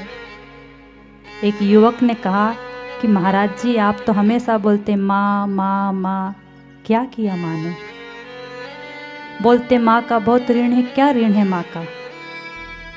क्या किया माँ ने हमारे लिए? जो बोलते रहते कि माँ का ऋण माँ का ऋण। तो संत ने कहा ठीक है, एक 5 किलो का पत्थर दिया, एक कपड़ा दिया और कहा कि तुम इसको अपने पेट पे बांध लो। तुम्हारे प्रश्न का उत्तर तुम्हें चाहिए तो ये काम करो, और पूरा दिन तुम जो भी काम करते हो वो काम इसी पत्थर को बांध के ही करना। और फिर शाम को मेरे पास आना। अब संत की आज्ञा सिरोधार्य तो कर ली। 1 घंटा 2 घंटा मुसीबत हो गया, न कुछ घर में काम कर पाए, न ऑफिस जाने के लिए जा पाए, न खेत में कुछ कर पाए, न खाने कि प्रश्न का उत्तर चाहिए तो पूरा दिन तो बांध के रखना ही पड़ेगा। जैसे तैसे रोते देते शाम हुई, बाबा जी के पास गया और कहा बाबा जी अनुमति दो, मेरा तो पूरा दिन मुश्किल हो गया। ठीक है बोले पत्थर निकाल दो। इसने निकाल दिया। फिर संत ने हंस के बोला कि तुम्हारे प्रश्न का उत्तर मिला? बोले बाबा प्रश्न का उत्तर तो बहुत महंगा पड़ गया, पूरा दिन मैं तो परेशान हो गया, न खाना अच्छे से खा पाया, न पानी पी पाया, न कुछ काम कर पाया, न कहीं मन लग रहा था न कहीं तन लग रहा था। क्यों? बोले वजन जो था पेट पर। तो संत ने कहा कि बस बेटा, घंटे नहीं, 6 घंटे नहीं, 1 दिन नहीं, 2 दिन नहीं, 1 महीना नहीं, 9 महीना, 9 महीना तुझे अपने पेट में रखा। जब तू पेट में पलटता था तो तेरी माँ को कष्ट होता था। कभी पेट में लात मारता था तो उस माँ को तकलीफ होती थी। कभी वो खट्टा खारा खाती तो ये सोचती कि बच्चे को कोई तक करके बच्चे अपनी माँ का कर्जा नहीं चुका सकते। कर्जा माँ का कभी चुका ही नहीं सकते। भला हम ऐसा कोई कार्य न करें जिससे हमारा माता पिता का दिल दुखे, जिससे हमारे माता पिता के सम्मान को चोट लगे, जिससे हमारा माता पिता की इज्जत, माता पिता को दूसरों के आगे सर झुकाने में शर्मिंदगी महसूस हो। क्योंकि बच्चे और बच्चियां माता पिता की शान होती है, मान होती है।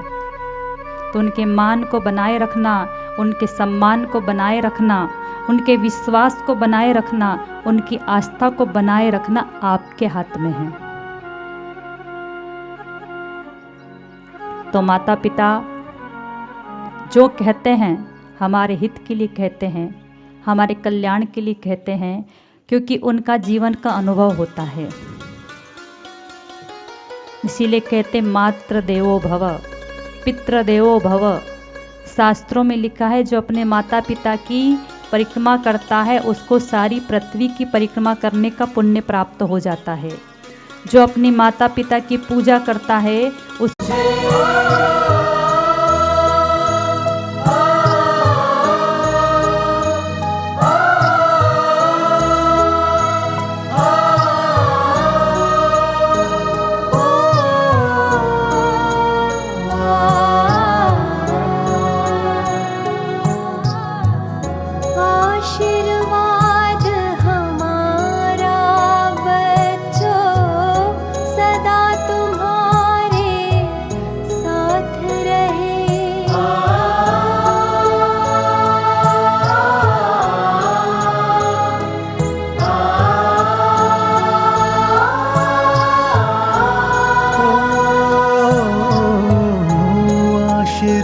याद हमारा बच्चों सदा तुम्हारे साथ रहे। दुआ हमारी और गुरुवर की कृपा तुम्हारे साथ रहे। याद हमेशा तुम्हें हमारे बच्चों बस ये बात रहे। मातृ पितृ भक्तों के हाथ रहे, सदा गुरु का हाथ रहे। हरि ओम हरि ओम हरि ओम हरि ओम हरि।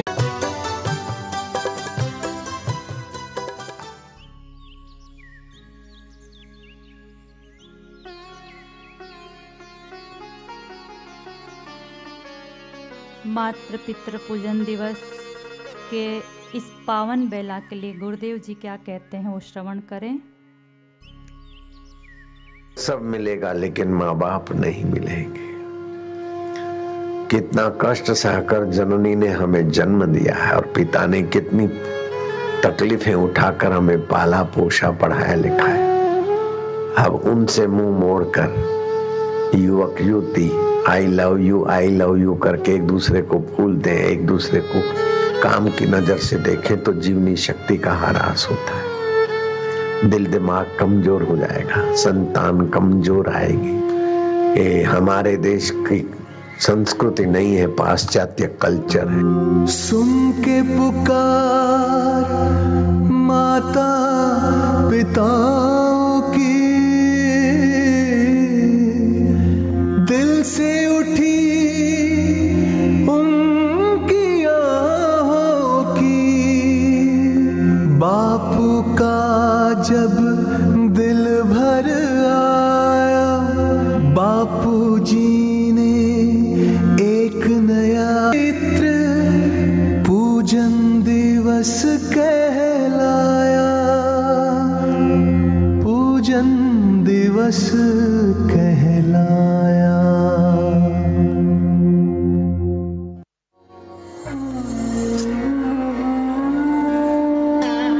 माता पिता को भगवान का दर्जा दिलाने वाले संत श्री आशाराम जी बापू ने समूचे विश्व से एक ही प्रार्थना की कि 14 फरवरी का दिन मातृ पितृ पूजन दिवस के रूप में मनाया जाए।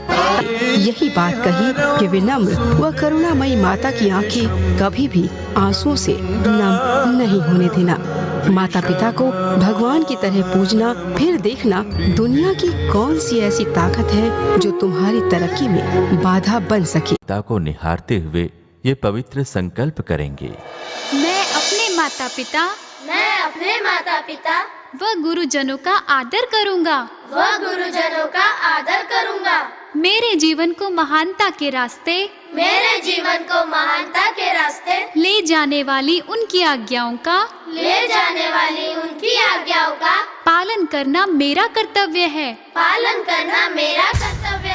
और मैं उसे अवश्य पूरा करूंगा।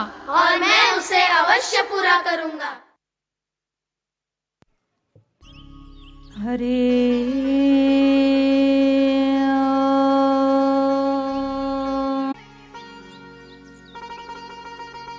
ऐसा पवित्र दिवस जो पूजा की उनका तो हृदय प्रसन्नता से भर गया। जिनने देखा सुना उनको भी हृदय आनंदित हो गया।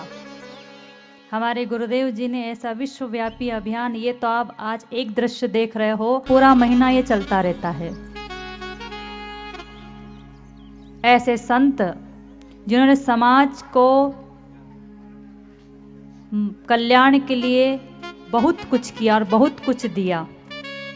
तो आइए दोनों हाथ जोड़कर ऐसे ब्रह्म ज्ञानी गुरुदेव जी के चरणों में प्रणाम करते हैं जिन्होंने हमें ऐसा पवित्र दिवस दिया। तो 14 तारीख को ही क्यों, रोज माता पिता का पूजन करें, रोज माता पिता के चरण छू करके आशीर्वाद ले। झुकता वही है जिसमें जान होती है, अकड़ना मुर्दों की पहचान होती है। और माता पिता के चरणों में झुकना, वो तो सौभाग्यशाली बालक और बच्चे बच्चियां हैं मिलता है। आप थोड़ी देर के लिए अब अपना मुख व्यासपीठ की ओर कर लेंगे, जहां बैठे वहीं से। थोड़ी देर के बाद फिर आरती करके हम पूरा कर देंगे। तो संत जैसे तारों की जरूरत आसमान को होती है, रेत की जरूरत रेगिस्तान को होती है, लेकिन बापू जैसे ब्रह्म ज्ञानी संतों की ज्ञान की जरूरत पूरे हिंदुस्तान को होती है। शांति समृद्धि दिखाई दे रही है तो वो बापू जी ने कहा कि कोई हम पर कितनी आरोप लगा दे, कोई कितना इल्जाम लगा दे, जिसे जो करना है वो विधर्मी लोग, पाश्चात्य कल्चर, जिनको जो करना हमें कर दे, जो हमारी संस्कृति को समाप्त करना चाहते हैं। लेकिन बापूजी ने कहा उन्हें जो करना है कर ले, लेकिन हम अपनी संस्कृति की रक्षा के लिए बोलते थे, बोलते हैं और बोलते रहेंगे। और बापूजी मानव मात्र कल्याण के लिए आज से नहीं वर्षों से लगे हैं। तो ऐसे संतों के मार्गदर्शन में अपना कृष्ण भगवान पर चोरी का आरोप लगाने में लोगों ने नहीं छोड़ा। तो ये दुनिया है। कितने ही संत इस धरती पर आए, तुलसीदास जी महाराज पर भी, भगवान बुद्ध पर भी आरोप लगाने वाले लोग थे। एकनाथ जी महाराज, संत तुकाराम जी महाराज पर भी आक्षेप, उंगलियां उठाने वाले लोग थे। ये सब तो छोड़ दो, त्रेता युग जैसा ये युग नहीं है। भगवान राम जी जैसे आप हम हैं नहीं। भगवान राम जी के गुरु कितने महान रहे होंगे, वशिष्ठ जी महाराज, लेकिन वशिष्ठ जी महाराज पर भी उंगली उठाने वाले लोग थे। तो ये तो है ही कलयुग। क्या कहते हैं उस पर ध्यान मत दीजिए। ने अपने जीवन में संतों को, गुरुओं को महत्व दिया, सत्संग को महत्व दिया। आप हम भी अपने जीवन में सत्संग को महत्व दीजिए। बाकी लोगों का क्या है। आकाश को जो अंगारे हैं उसको कोई भोजन नहीं बना सकता। आकाश का कोई झूला बना के उसमें झूला नहीं झूल सकता।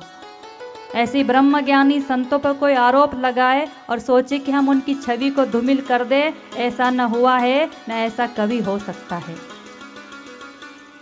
आज भी ये पांडाल साधक नहीं है। हमें बताया गया था यहाँ बहुत कम 4, 5, 7 लोग साधक है, लेकिन फिर भी इतनी तादाद में आप लोग यहाँ आकर बैठे हो तो आपका हृदय भी जानता है कि संतों पर आरोप लगते रहते हैं, बोलने वाले बोलते रहते हैं, संत निर्दोष है। ये हमारी बापूजी का निर्दोषता का सबसे बड़ा प्रमाण है कि इतना सब कुछ होने के बावजूद भी ये पांडाल में पूरी इतनी संख्या में लोग बैठे हैं। ये मेरे गुरुदेव और हवा को कोई कैद नहीं कर सकता, पानी को। लेकिन भगवान राम भी धरती पर आते तो मानव लीला करते हैं, संत भी धरती पर आते मानव लीला करते हैं। तो हम उससे अपना मार्गदर्शन ले। दूसरा, एक सबसे छोटी सी बात हम आपको और बता दें कि आप भगवान, व्यसनों का आश्रय जिसके जीवन में है उसकी उन्नति नहीं हो सकती। कोई भी व्यसन हो सकता, तंबाकू, बीड़ी, पान मसाला या फिर शराब। व्यसन को तजो और ईश्वर को भजो, क्योंकि इससे एक तो धार्मिक हानि होती है। एक बीड़ी पीने से 20 बार 25 बार भगवान नाम जप करने से जो पुण्य मिलता है, एक बीड़ी पीने से पुण्य नष्ट हो जाता है। और जो दिन भर बीड़ी पर बीड़ी, बंडल पे बंडल पीते रहते हैं, भगवान नाम खराब, किडनी खराब, लीवर खराब, उन्हीं लोगों के ज़्यादा होते हैं जो व्यसन करते हैं। चाहे वो शराब का हो।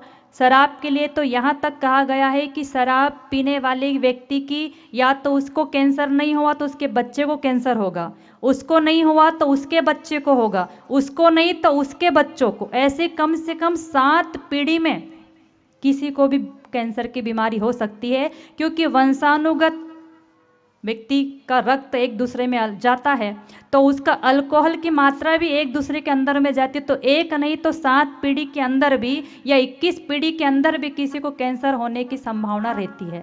अब व्यसन एक कर रहा है और भुगतेगा पता नहीं कौन। अतः सावधान, आप इन चीज़ों से स्वयं को दूर करें। जिनको तंबाकू खाने की आदत है वे एक इसको छोड़ने का प्रयास करें। क्या करें?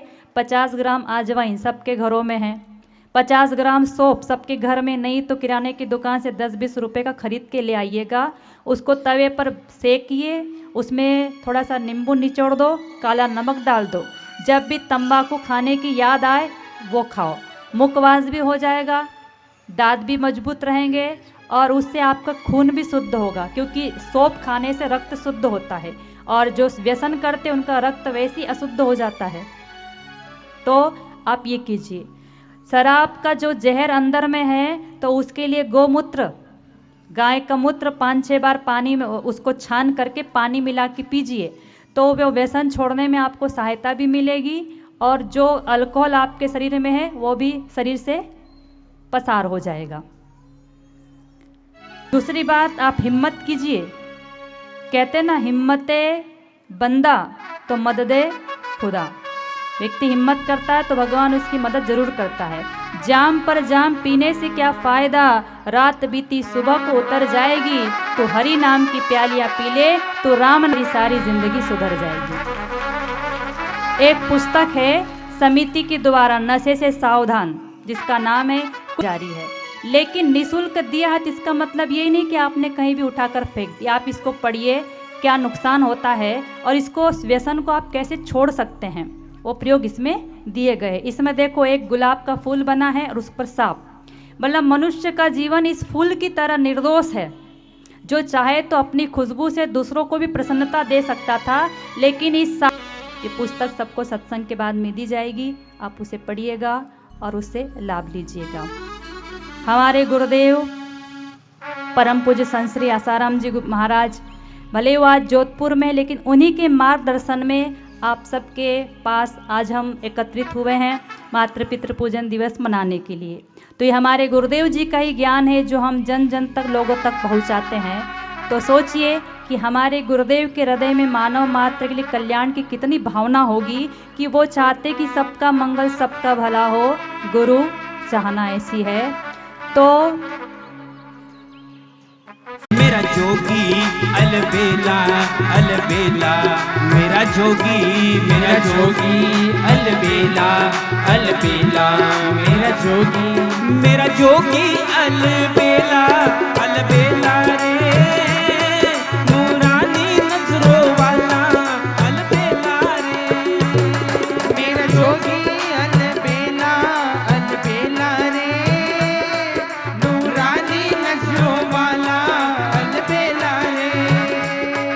मेरे जोगी के दरबार की शान देख लो, मेरे जोगी के दरबार की शान देख लो, मेरे जोगी के दरबार की शान देख लो, मेरे जोगी के दरबार की शान देख लो। इस धरती पर तुम ईश्वर की पहचान देख लो, इस धरती पर तुम ईश्वर की पहचान देख लो। दीन दुखियों का रखवाला अलबेला रे, नूरानी नजरों वाला अलबेला रे। दीन दुखियों का रखवाला अलबेला रे, नूरानी नजरों वाला अलबेला रे। अलबेला अलबेला अलबेला, मेरा जोगी अलबेली अलबेला अलबेला, मेरा जोगी।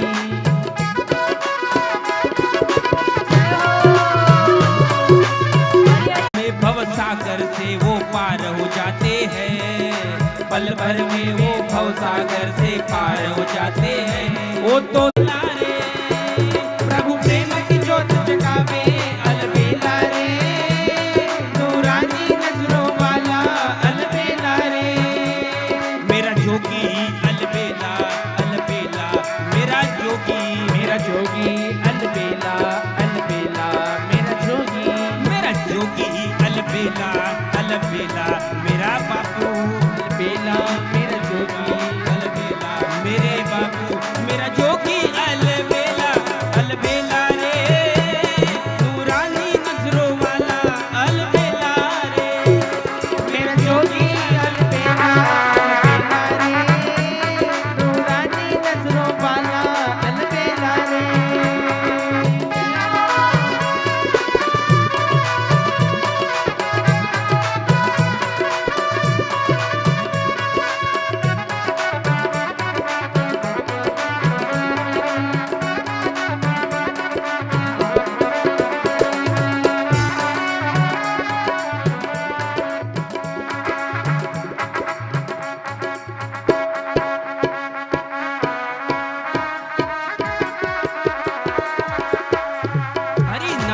आगे। हरि सीख लिया, मस्ती में रहना सीख लिया। हरि नाम के रस को पी पी कर, हरि नाम के रस को पी पी कर आनंद में जीना सीख लिया। आनंद में जीना सीख लिया। चलेगा साधकों की श्रद्धा अडिग अटल है। साधकों की श्रद्धा अडिग अटल है। साधकों की श्रद्धा अडिग अटल है। साधकों की श्रद्धा अडिग अटल है। चाहे कितनी भी आंधी तूफान आए, चाहे कितनी भी आंधी तूफान आए, साधकों की श्रद्धा अडिग अटल है। चाहे कितनी भी आंधी तूफान आए, चाहे कितनी भी आंधी तूफान आए, सब मिलता है गुरु के द्वारे। सब मिलता है गुरुवर के द्वारे। कोई कैसे इनसे बिछड़ेगा। दुनिया वालों जरा देख लेना, मेरे बापू का सत्संग चलेगा। दुनिया वालों जरा देख लेना, मेरे बापू का सत्संग चलेगा।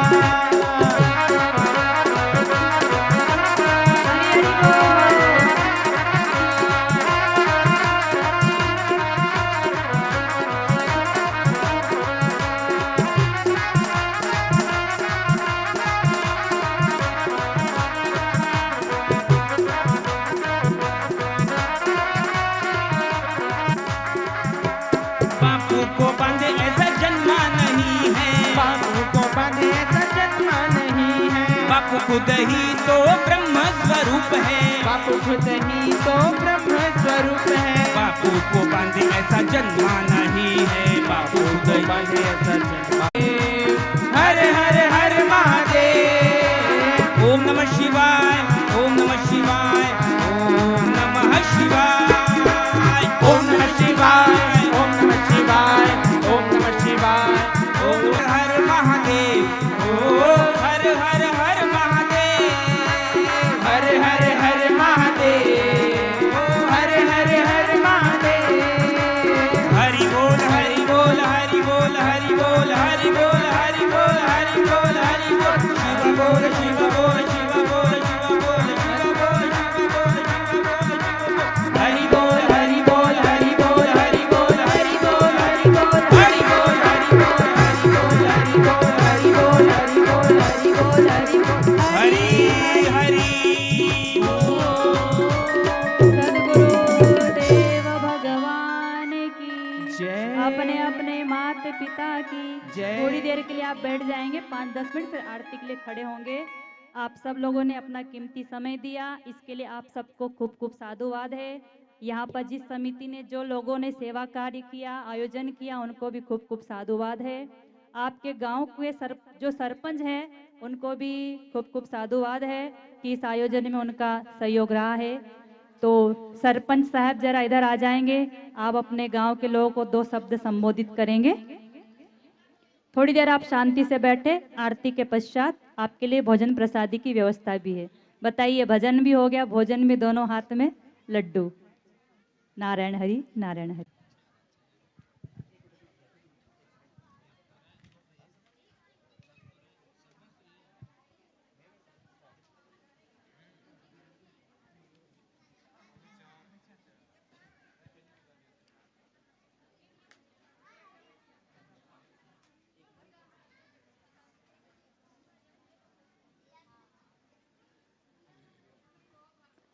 हरि ओम, हरि ओम, हरि ओम। बहुत अवसर मिली से और ये अवसर संत पूज्य आसाराम बापू जी के बहना जो आए हैं, ओकर मुख्य ईरान से सुनील मिलिस और देखेल मिलिस। मैं ग्राम पंचायत ढोरिया के सरपंच दिल्लू साहू जी, ये पूजन ला देख के मोर खुद आंख भर गिरी से। साथ साथ में देखे हों मोर गांव के दीदी बहनी भाई जो अपन पिता के जो पूजन करत रही से, ओकर आंख भी भर गिरी से। माँ बाप जन्म देते हमन ला, लेकिन ओकर पांव परथन और पूजा करथन। ये पहली बार है हमारे गांव में संत पूज्य आसाराम बापू जी के जो सिखाए चीज हमन आज हमारे गांव में करेल मिलिस माँ बाप की पूजा। और मैं बहुत बहुत धन्यवाद दूं संत पूज्य आसाराम बापू जी के संस्थाला जो हमारे गांव में हमन जो चीज नहीं कर रहे हैं वो चीज करे के जो सिखोए के जो बताए के साथ दी कर लिए। धन्यवाद। जय भारत, जय छत्तीसगढ़, हरिओम।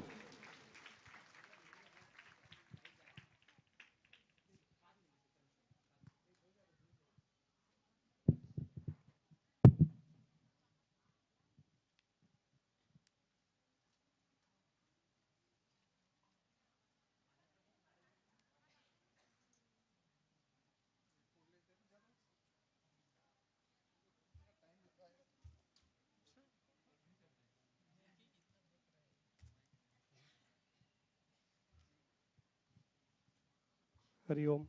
कृपा से ग्राम पंचायत धोड़िया में बहुत ही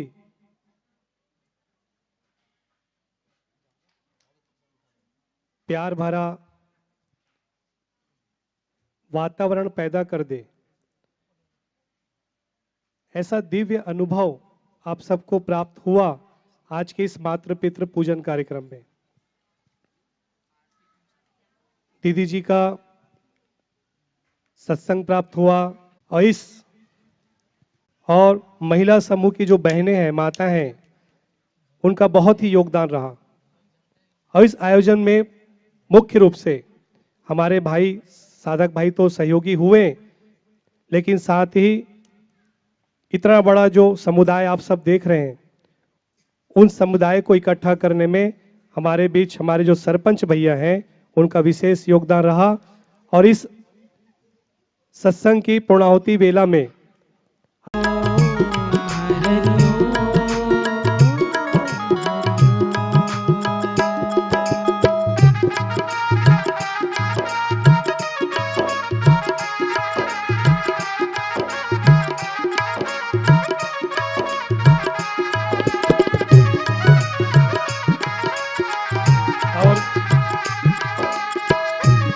सम्मान का समय पूरा हुआ है। सभी अपने स्थान पे बैठते जाएं।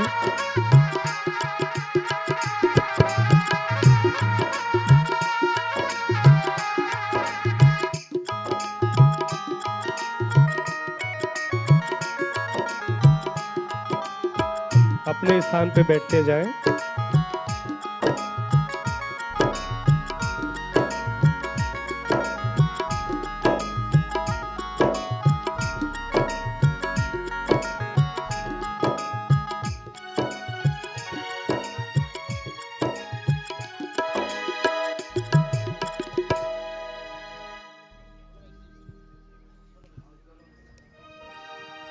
अंत में आपको फिर से याद दिला दें, अभी माघ महीना चल रहा है।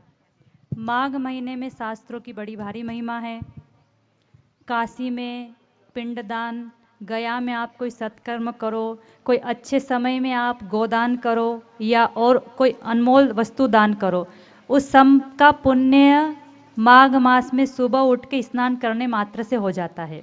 जो आप सारे तीर्थों में स्नान करते हैं, माघ महीने में हर जल को तीर्थ जल माना जाता है। तो सुबह उठ के स्नान, जप, तप, ध्यान भजन का आप लाभ ले।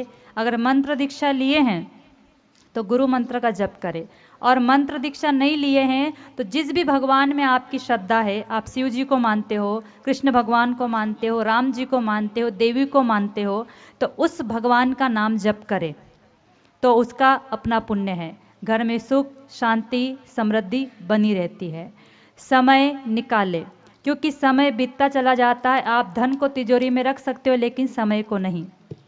समय हाथ से बीतता चला जाए, इसलिए शास्त्र में लिखा है कि 100 काम छोड़ के स्नान कर लो, 1000 काम छोड़ के भोजन कर लो, 1,00,000 काम छोड़ के जब नींद आए तो सो जाओ, लेकिन करोड़ और अरबों काम छोड़ना पड़े तो छोड़ दो, लेकिन पहले भगवान का नाम जप करो।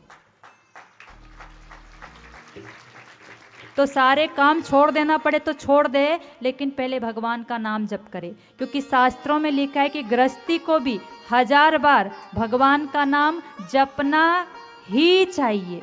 ही पे जोर दिया है। ऐसा नहीं कि जो साधु है, जो आश्रम में रहते हैं, जो घर बार छोड़ के सन्यास ले लिए हैं, उनको ही भगवान का भजन करना नहीं। गृहस्थी के भी लिए लिखा है कि 1000 बार, मतलब एक माला में 108 मोती होते हैं, तो 10 माला में 1000 जप हुआ, तो 10 या 11 माला गृहस्थी को करना चाहिए। तो क्या होगा, उसका पतन नहीं होगा, वो जहां है वहां से आगे बढ़ेगा, नीचे की ओर न जाएगा।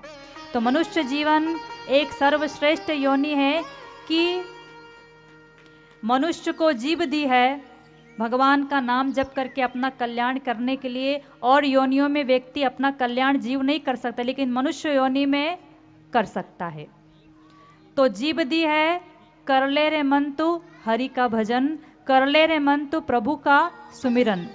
तो जब तक ये जिंदगी फुर्सत न होगी काम से, कुछ ऐसा समय निकालो कि प्रेम हो भगवान से, भगवान से प्रेम हो, उसके लिए समय निकाले। मातृ पितृ पूजन दिवस 14 फरवरी को आप अपने घरों में अवश्य मनाएं और रोज भी माता पिता का आदर करें।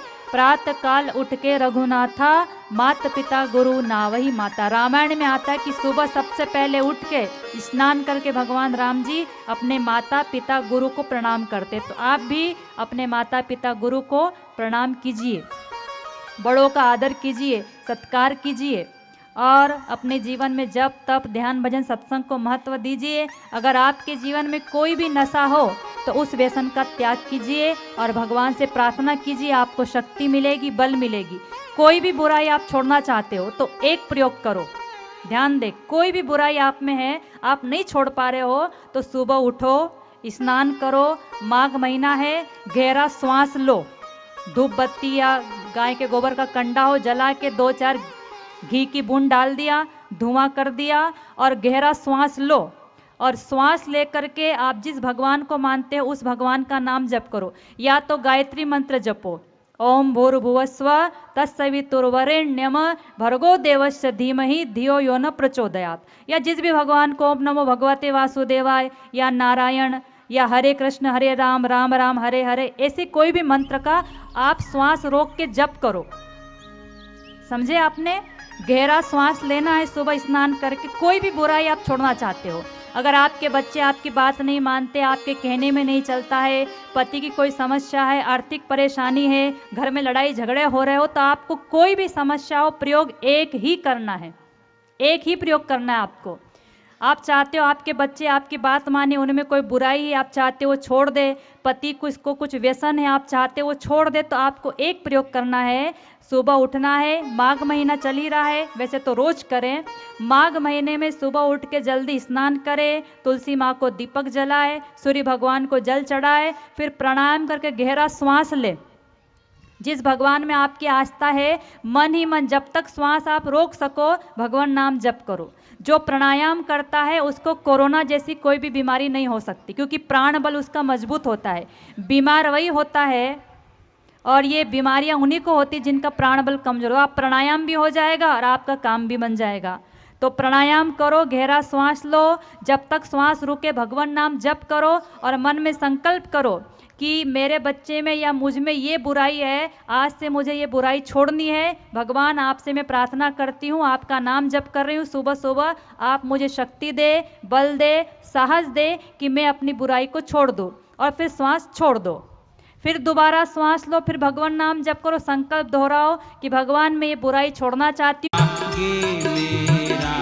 ओम जय जगदीश हरे, ओम जय जगदीश हरे, स्वामी जय जगदीश हरे। भक्त जनों के संकट, दास जनों के संकट क्षण में दूर करे। ओम जय जगदीश हरे, ओम जय जगदीश हरे। कर्पूर गौरम करुणावतारम संसार सारम भुजगेन्द्रहारम सदा वसंतम हृदयारविंदे भवं भवानी सहितं नमामि। मंगलम भगवान विष्णु मंगलम गरुड़ध्वज मंगलम पुंडरीकाक्ष मंगलाय तनो हरि। सर्वमंगल मांगल्ये शिवे सर्वार्थ साधिके शरण्ये त्र्यंबके गौरी